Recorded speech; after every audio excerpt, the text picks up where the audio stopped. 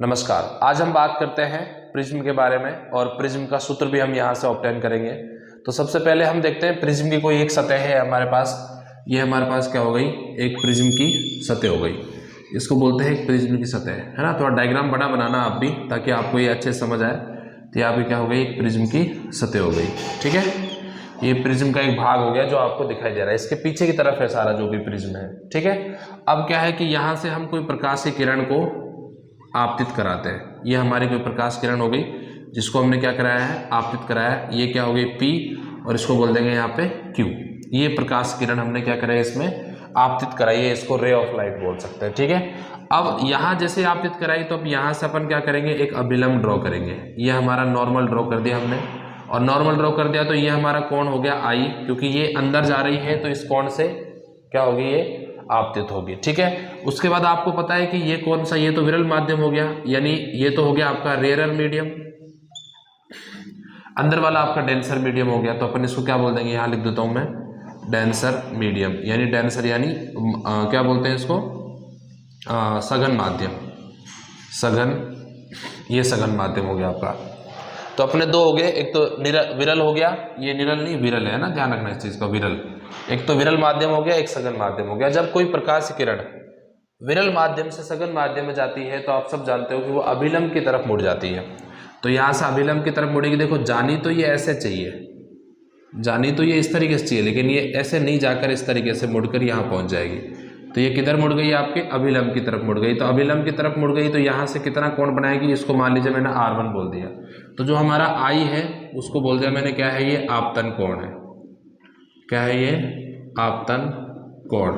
किस पर, प्रथम सतह पर, प्रथम सतह पर, ऐसे लिख सकते हो आप इसको, या फिर इसका नाम दे सकते हो आप A B C, AB सतह बोल सकते हो आप इसको। क्या बोल सकते हो, AB सतह पर। दूसरा हमारा R1 जो होगा, ये क्या होगा भाई, एक तो परावर्तन होता है, लेकिन यहाँ पे ये अपवर्तन कोण है। क्या है ये, अपवर्तन कोण। किस पर, AB सतह पर। तो ये अपना R1 क्या हो गया, यहाँ पे अपवर्तन कोण हो गया, किस पर, AB सतह पर। वैसे ही हमारा, अब यहाँ पे भी देखो अपन एक अभिलंब खींच देते हैं, ये अभिलंब खींच दिया तो ये कोण क्या हो गया हमारा, R2।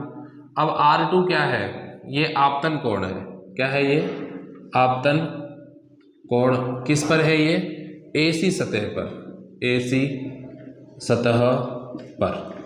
तो ये चीज़ आपको समझ आ गई होगी। आपतन को यानी इंसिडेंट एंगल, और आप सॉरी आपतन यानी इंसिडेंट, आप, और ये अपवर्त, हाँ ये भी आपतन है, और ये अपवर्तन मतलब रिफ्रैक्शन एंगल। ठीक है, और उसके बाद अब यहाँ से प्रकाश किरण बाहर निकलेगी तो मुड़ जानी चाहिए वो इस तरीके से, क्योंकि सघन से विरल में जाएगी तो अभिलंब से दूर हटेगी। अभिलंब से दूर हटी तो ई को बोलेंगे बेटा यहाँ पे निर्गत कोण।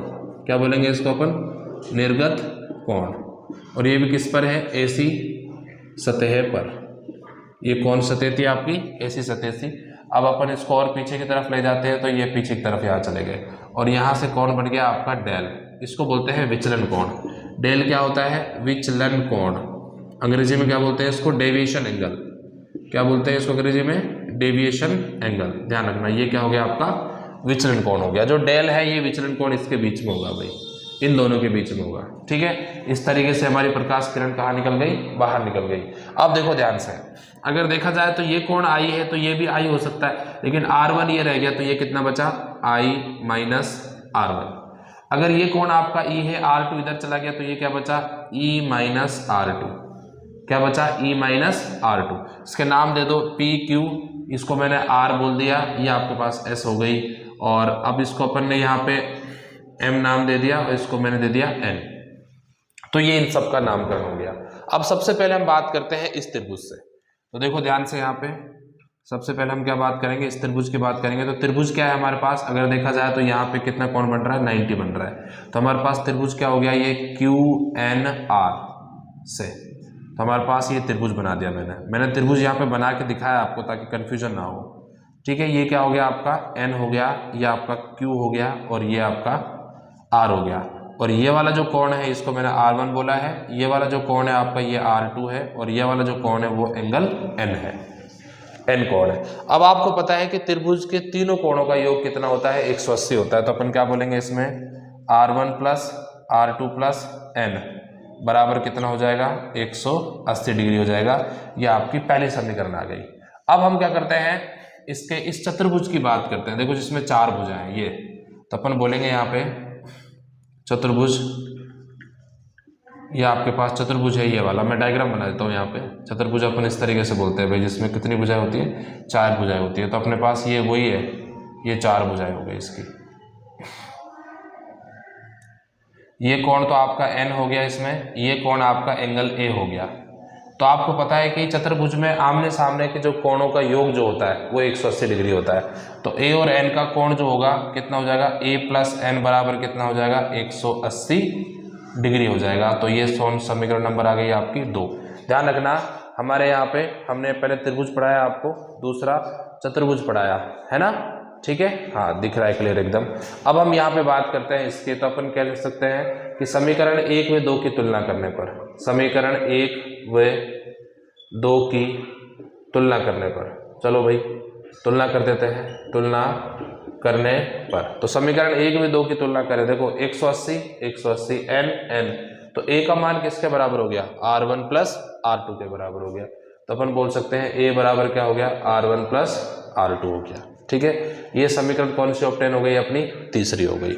अब हमारे पास बस एक ये त्रिभुज और बचा है, इसकी और बात कर लेते हैं। तो क्या बात करेंगे भाई, त्रिभुज ये हमारे पास कौन सा हो जाएगा, QMR, यानी मैं इस त्रिभुज को बना देता हूँ आपके सामने। ये त्रिभुज बन गया। यहाँ पे ये कौन डेल है, इसको बोले अपन M, जो Q वाला है इसको बोल दिया मैंने I माइनस R1, और ये वाला जो है ये हो जाएगा E माइनस R2, और ये क्या हो जाएगा वो कैपिटल R हो जाएगा, ठीक है। अब इसमें ध्यान रखना, जो बाह्य कोण होता है वो 2 आंतरिक कोणों के योग के बराबर होता है। इसका मतलब यहाँ से क्या बोलेंगे, डेल बराबर बाह्य कोण आंतरिक कोण 2 हैं, तो I minus R1 plus E minus R2।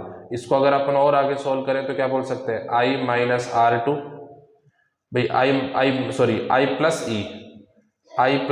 E बोल सकते हैं इसको, I प्लस E, मतलब दोनों को मैंने साथ रख दिया। फिर माइनस R1 और माइनस R2, इसको भी अपन और आगे बढ़ाएं तो I प्लस E तो रहने दो, और इस माइनस को कॉमन ले लें तो क्या हो जाएगा R1 प्लस R2। ये कौन समीकरण आ गई आपकी, 4 आ गई। यानी 4 समीकरण तक किसी भी बच्चे को कोई दिक्कत नहीं होनी चाहिए भाई। आई थिंक आपको ये बहुत अच्छे से समझ आ गया होगा।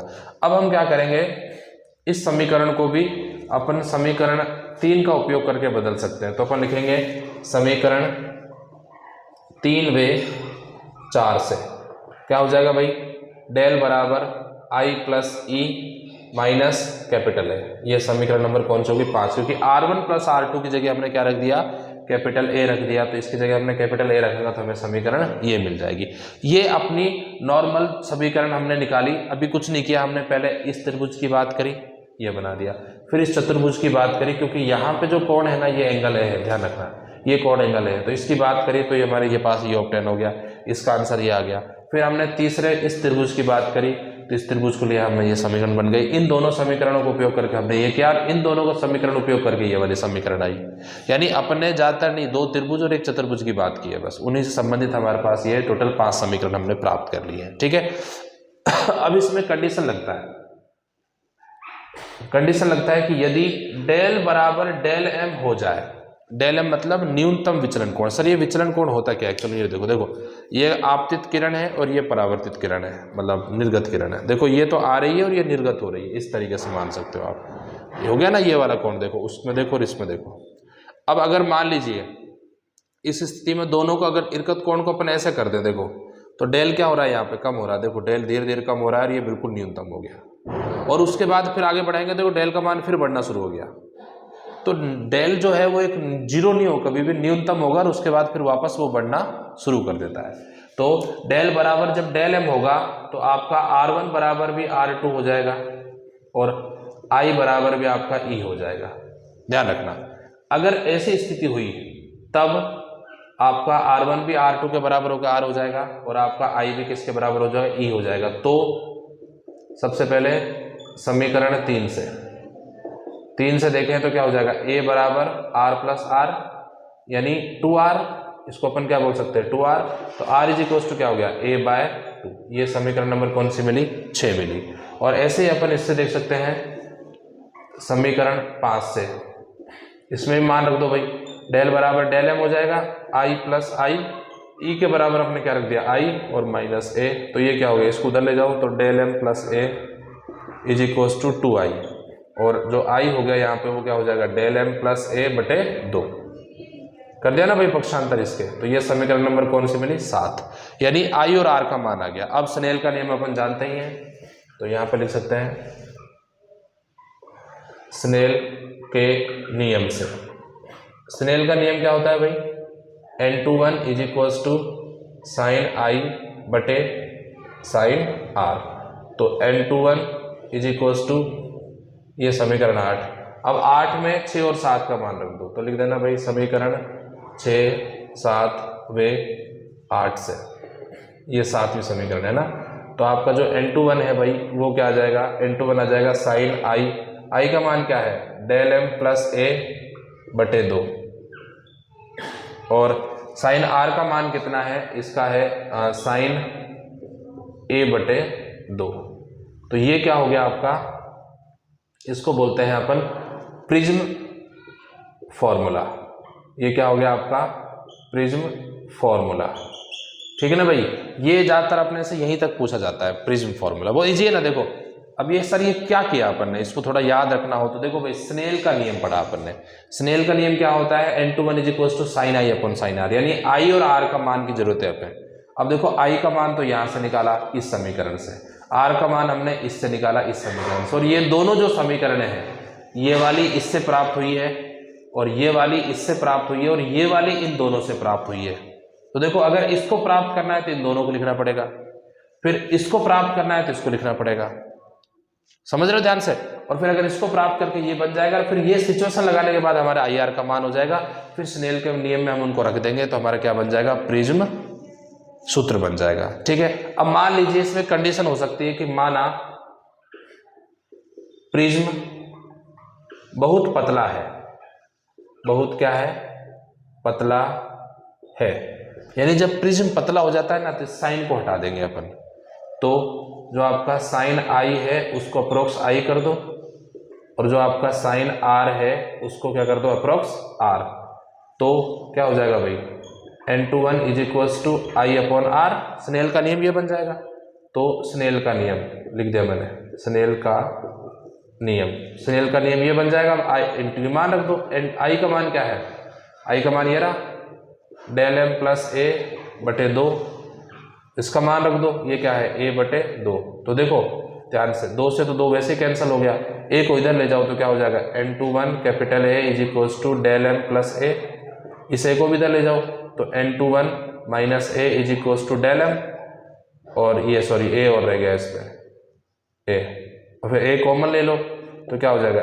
n21 minus 1 is equals to del M. अगर आपका प्रिज्म पतला है तो आपका जो विचलन कोण है ये प्राप्त होगा।